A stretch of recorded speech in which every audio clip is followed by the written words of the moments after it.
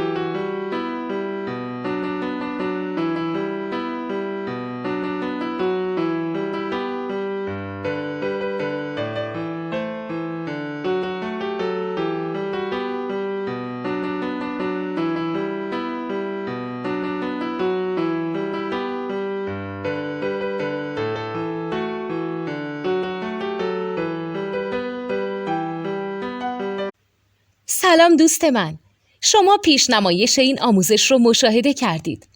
برای دیدن آموزش به صورت کامل میتونید به وبسایت نوت2 که مرجع آموزش موسیقی هست مراجعه کنید.